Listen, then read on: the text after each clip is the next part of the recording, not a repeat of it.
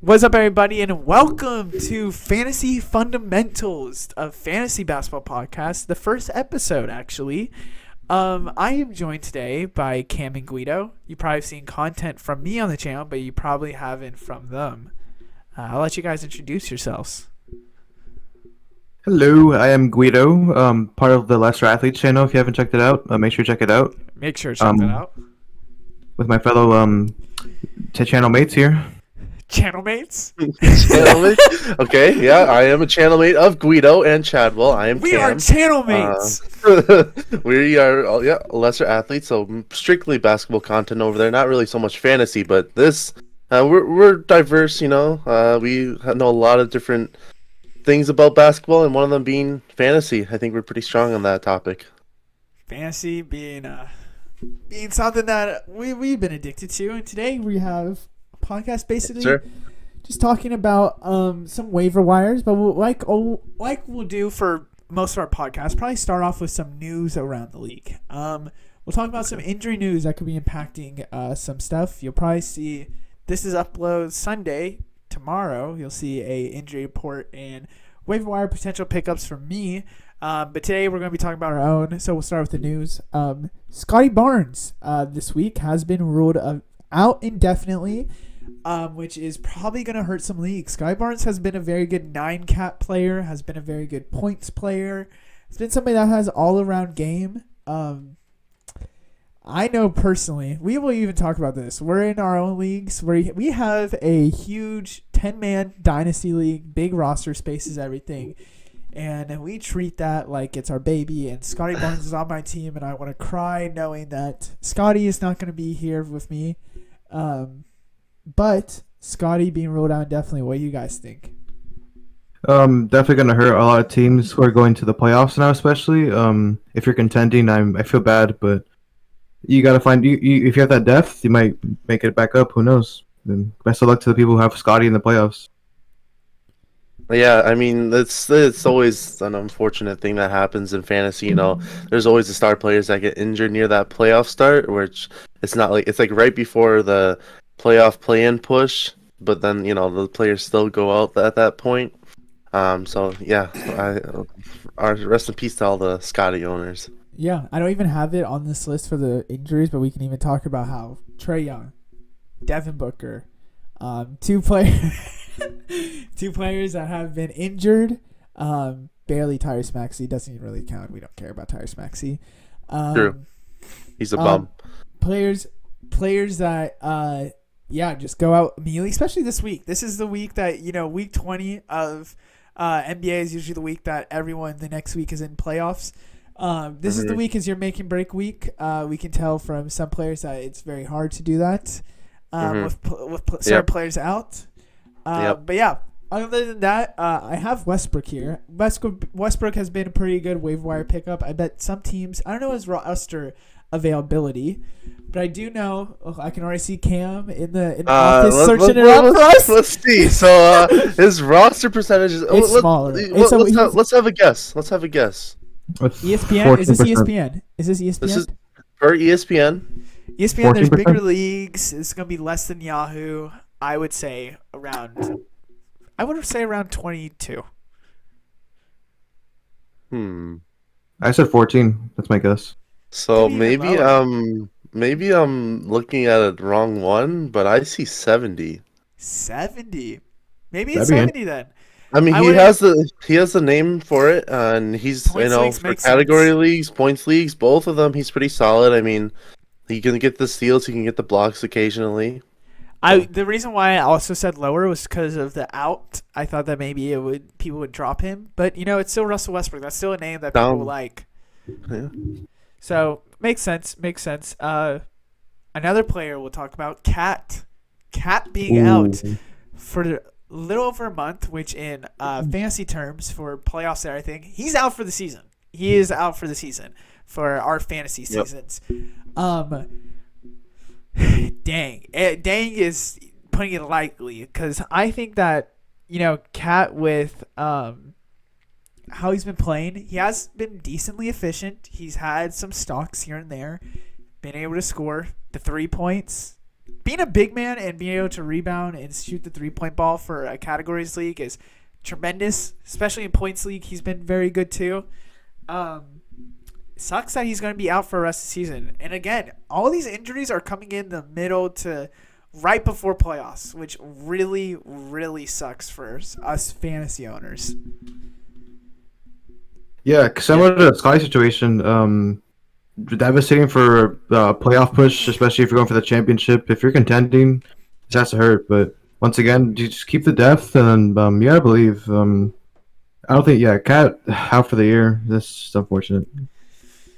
Yeah, you gotta take sometimes the a brighter take, and in this case, if you own Rudy Gobert, Anthony Edwards, man. myself, Man. a Karl Anthony Towns injury might affect people that own him, but on the other side, maybe there's a team that's still pushing for that playoff position, and a player like.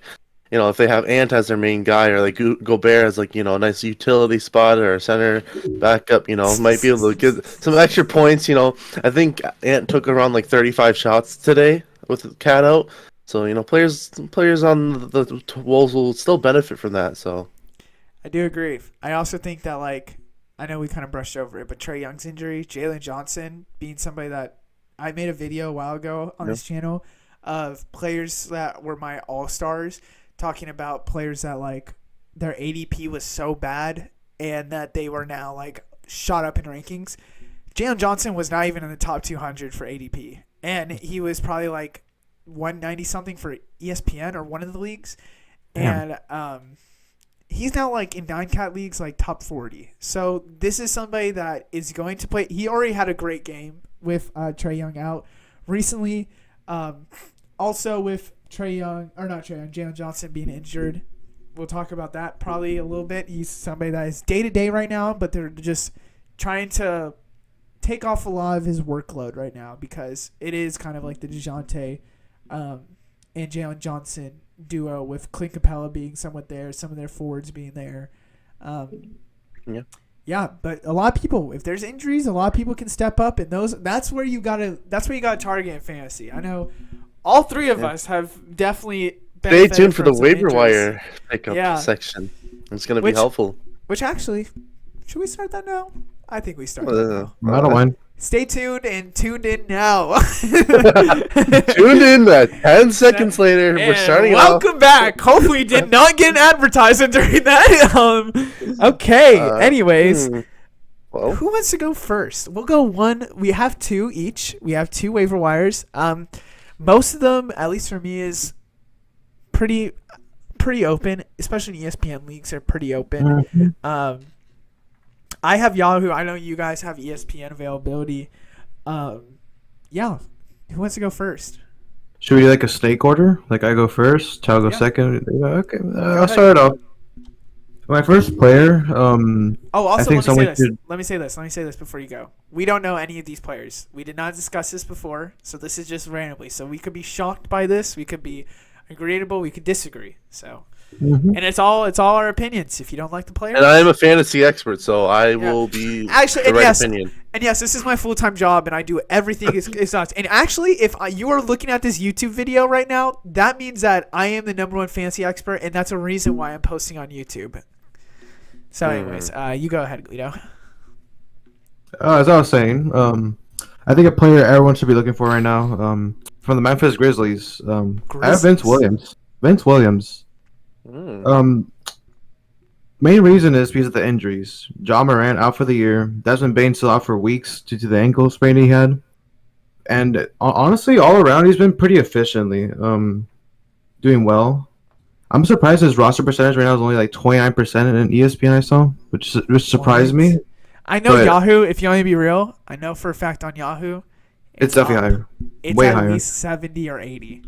It's probably shot up by now, but if somehow he's available in your league, grab him right now. It's the best opportunity. He's the main focus right now. Maybe Luke Kennard's another focus guy, but GG Jackson maybe. Santi Aldama, I know you're trying to throw in GG Jackson for Dynasty, but actually, generally, that's actually probably a good pickup too. I ain't gonna lie. If it's a deep run and you are, like Guido said, Guido all of our fantasy teams are very different. Guido chose the depth route and it has helped him tremendously. If you are trying to get depth, still the seat. that is crazy. If you are trying to find the depth of it, getting somebody like help. this is good. Okay, Guido. That's me this year. Okay. This is me in 3 years. Probably. Okay. Anyways, very good choice. I do have to agree. Pretty sure. I like that Vince Williams pickup, honestly, and he's not like super injury prone either. So if you're thinking about you're gonna waste a waiver spot there, and he hasn't really been injured, and I think he's a solid choice for the rest of the season here. Yeah, I was about to say. I also think that this is somebody they are trying to develop into.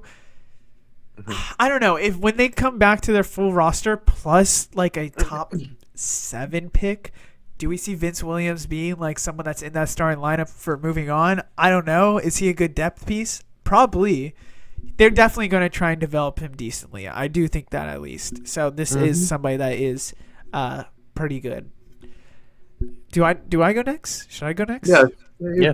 Okay. So speaking about injuries, somebody I have from the Toronto Raptors, and I could say Utah Jazz / Toronto Raptors because he was traded to the Raptors. Ooh.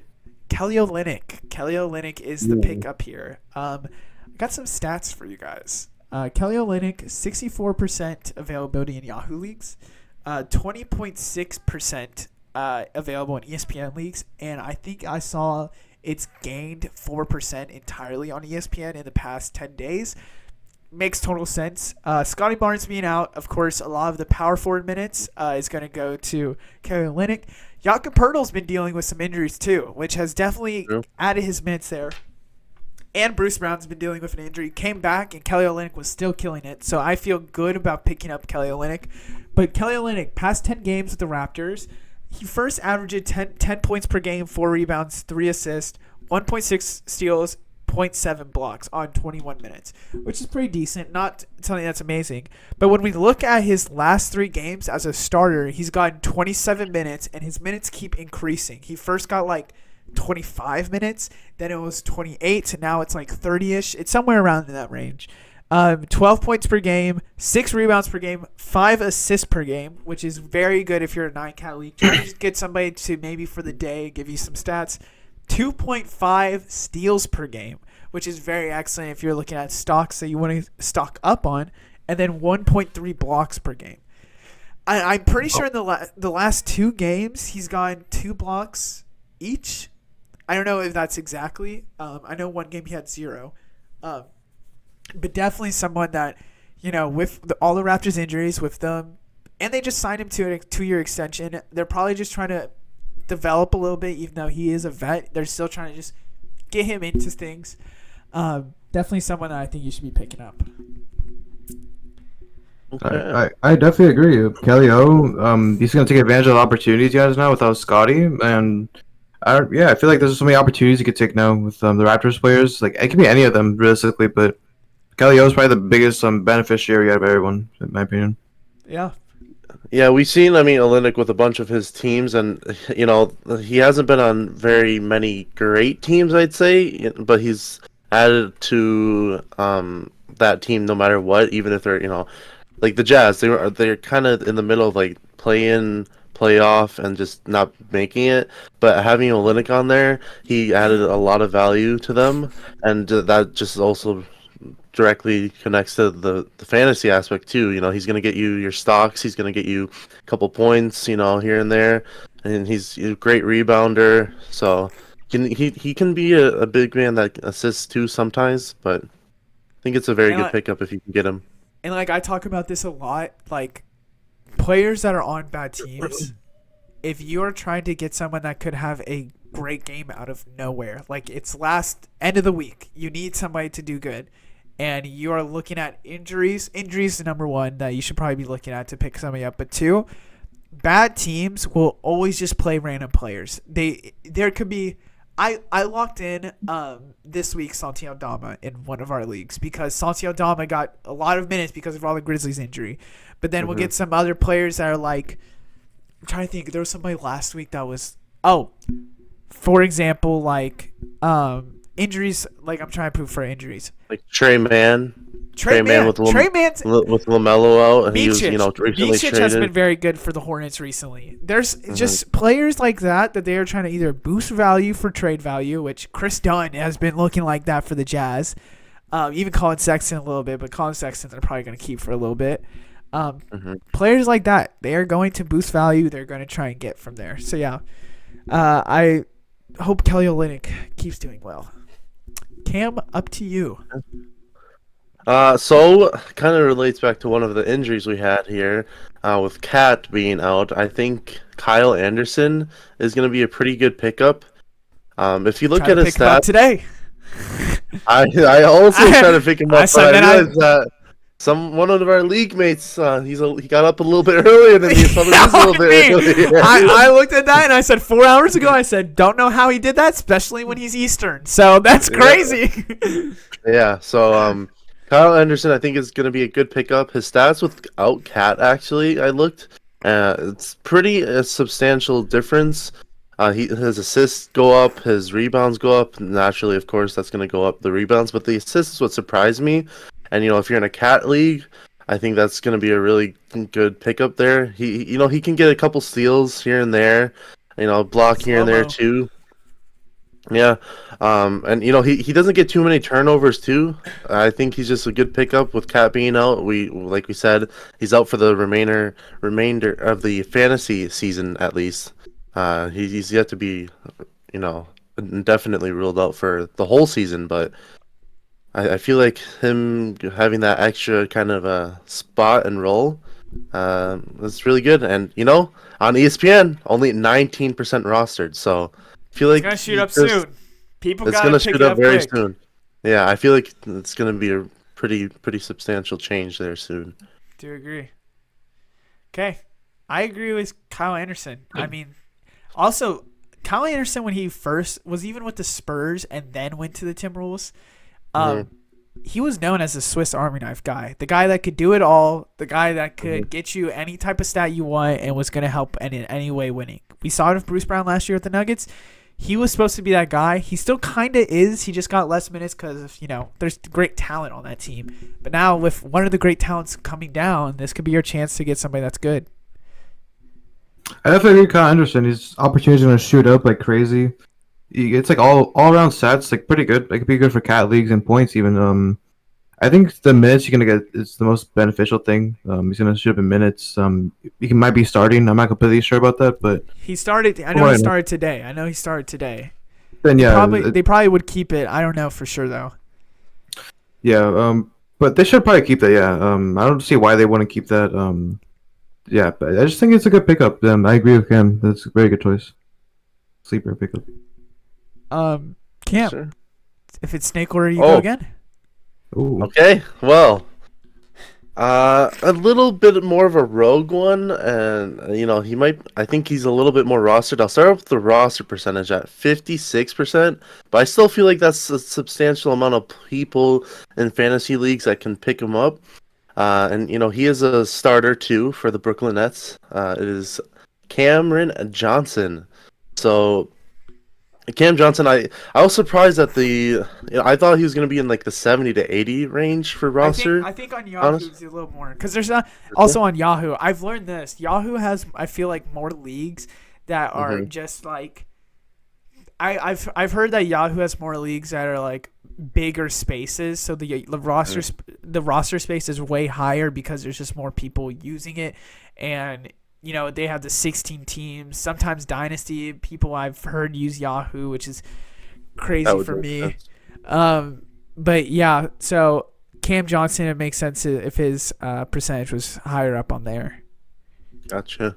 Yeah, I mean, he gets the minutes, and I feel like the Nets are just kind of always injured. Cam Thomas he's been kind of in and out the whole season. Of course, we know Simmons.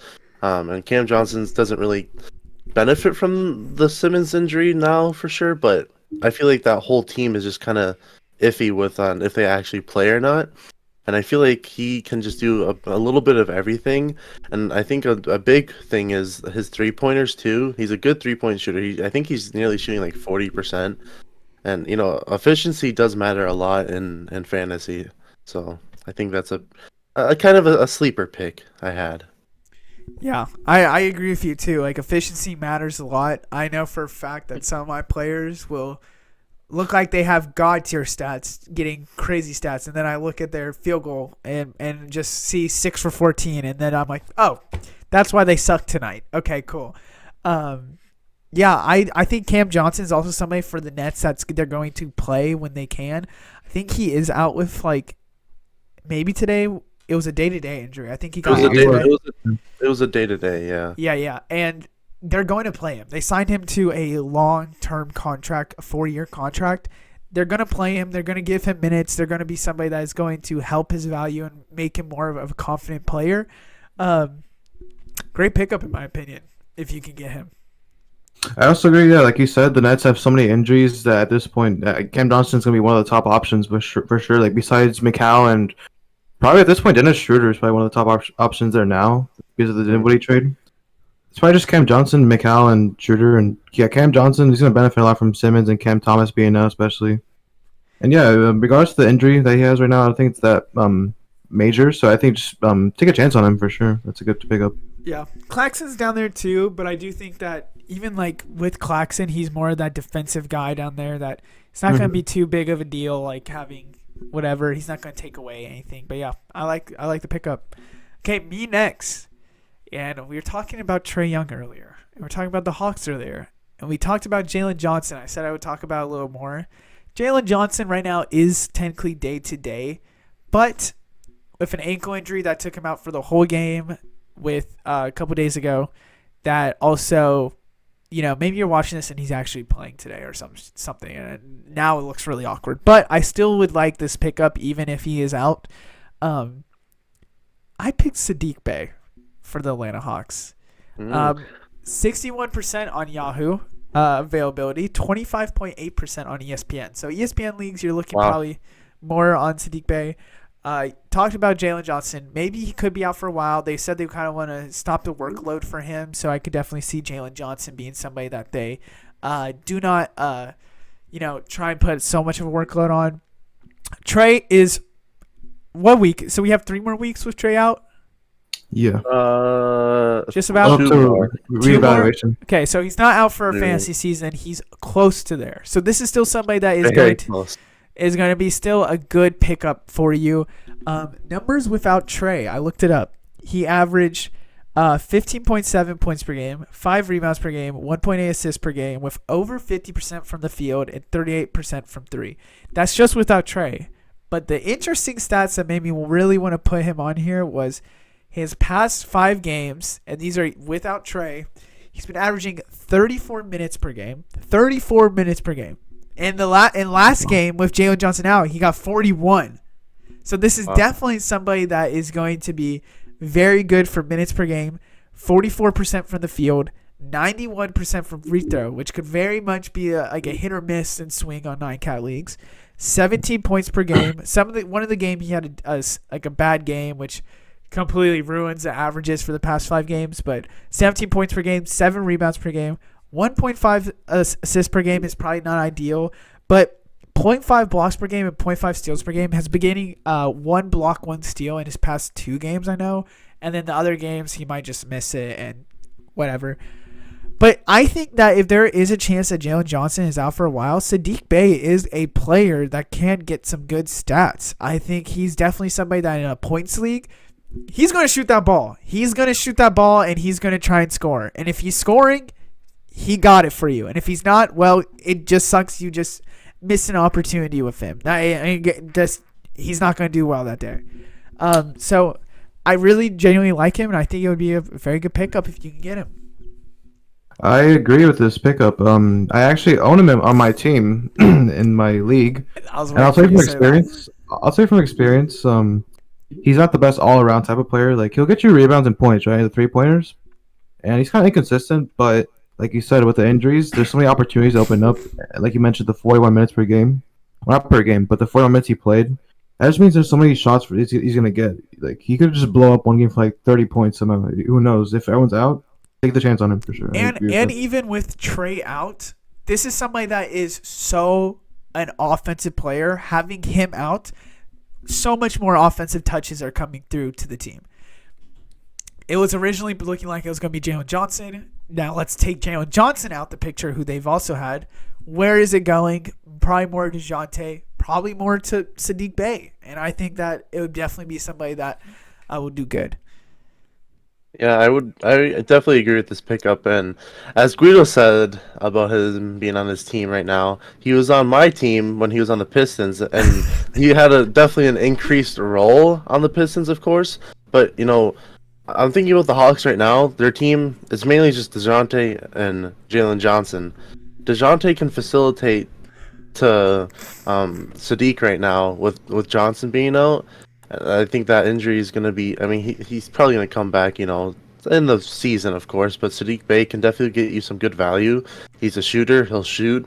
Trey used to take a lot of shots. Jalen Johnson did, too.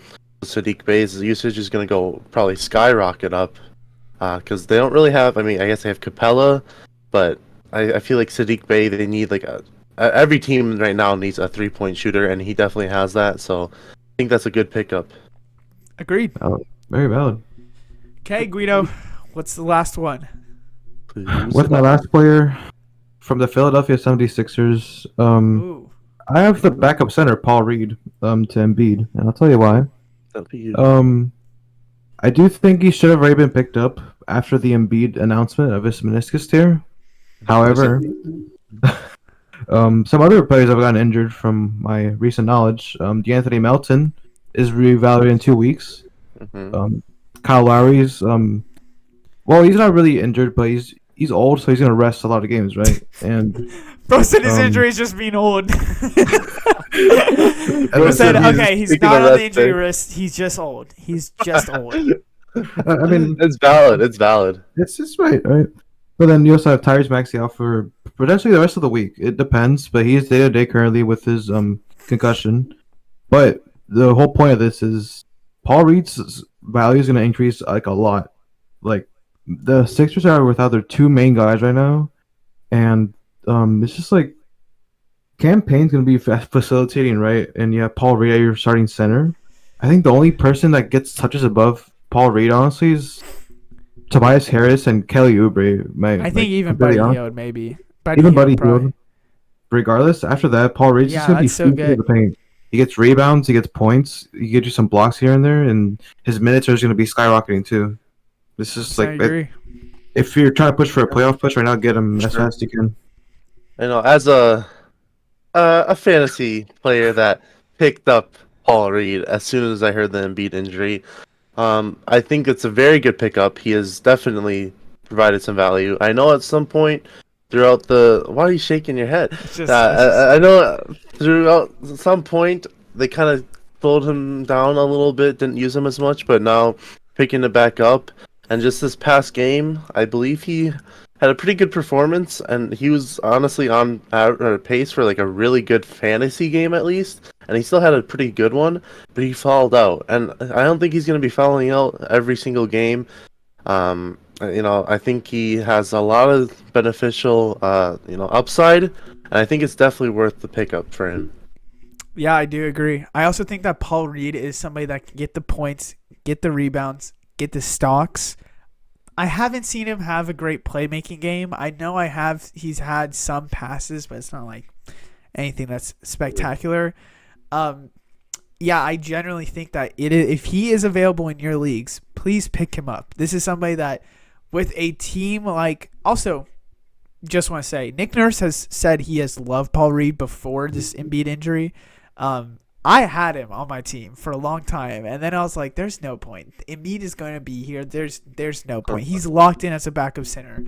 And then it happened, and now I'm kind of sad about it. But definitely somebody that is going to be interesting for the future, that could potentially be a great pickup that will be excellent for the future. Other than that, guys, episode 1 Sure. is done.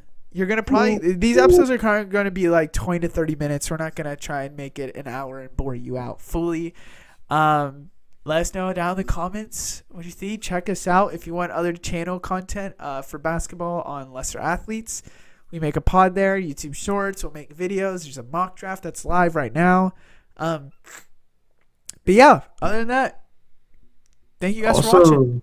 Oh. If we missed any players, make sure you let us know in the comments who we missed That's out on. very true. If you disagree, it is a opinion that we are saying on YouTube. Well, but you're here for a reason. We are the experts, so please do not. And we At least are for my players. and I'm gonna be real. I'm an analyst. I know everything. I know everything about fantasy. It makes so much sense. All fun and jokes. But other than that, I hope you guys enjoy, and we'll see you in the next one. Goodbye. Ciao.